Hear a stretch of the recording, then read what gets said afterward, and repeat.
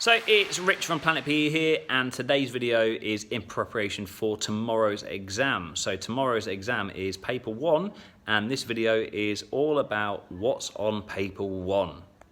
So paper 1 is a 78 mark exam, which you have 75 minutes to try and complete. So what is on the exam is what we need to try and think about. So paper 1 is broken up into 4 different topics. So we have, number 1, anatomy and physiology. Number 2 is all about movement analysis. Number 3 is about physical training. And number 4 is about the use of data. So there are 4 main things that you have to do in paper 1. So let's look at breaking those different topics down. So the first topic is all about the musculoskeletal system. So in here we need to look at knowing about the muscles and the bones primarily. The next part is all about the cardiorespiratory system. So think about the cardiovascular system, about the respiratory system, and how they interconnect.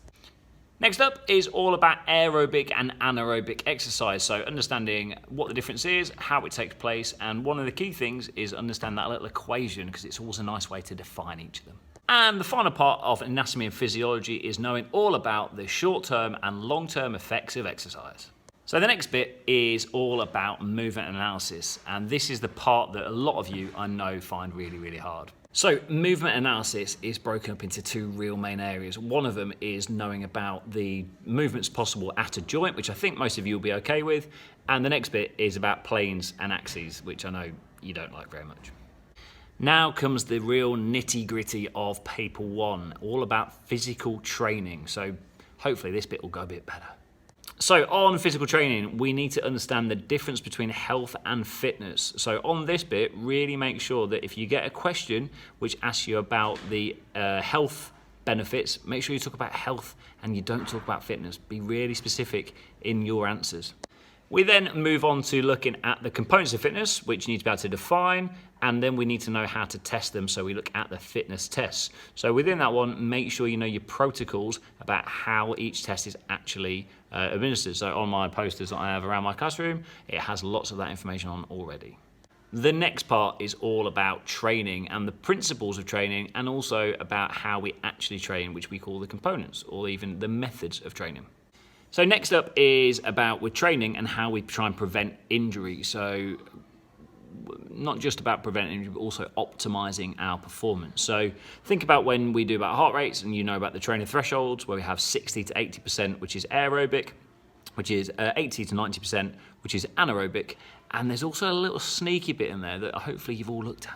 So that little sneaky bit is all about how you calculate someone's 1 rep max, which means that we can optimize training and also make it nice and safe. So 1 rep max about weight training. Let's look at that really quickly. So if I'm going to work my strength or my power, I'm going to work 70% of my 1 rep max and looking at doing something like 4 to 8 reps. If I'm working muscular endurance, thinking about low weight and high reps, I'm going to work below 70% of my 1 rep max and looking at something like 12 to 15 reps. So there's a little sneaky bit they put in the specification, so make sure you look at that one. Now, this is a topic I can see them asking quite a few questions on. So there are a few bits about how we try and make it safer when we train. So think about your general PE lesson. We ask you to bring a drink with you, or we say take your jewelry off and wear the right clothing. So things like that maybe you've forgotten about. So that's quite an important part. The other bit is about the different seasons. So we have 3 different seasons within our competition. So we have our pre-season, where we're trying to get fitter, our competitive season, and then our post-season, where we try and recover from the competitive season itself. Now, the final topic on this paper is all about the effective use of a warm-up and a cool-down. So making sure that you know the different parts of it, and also the reasons of why we cool down, and indeed why we warm up. So thinking about making sure that you can apply that information yet again. And that final part of the paper itself is all about data. Now, you're going to get some data questions, so make sure you know about qualitative and quantitative data.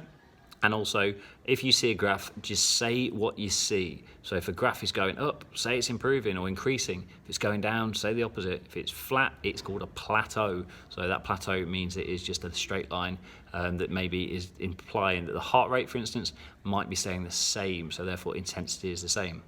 So that is paper one in a nutshell. So if you need anything, again, comment below, and good luck for your exam tomorrow. Cheers.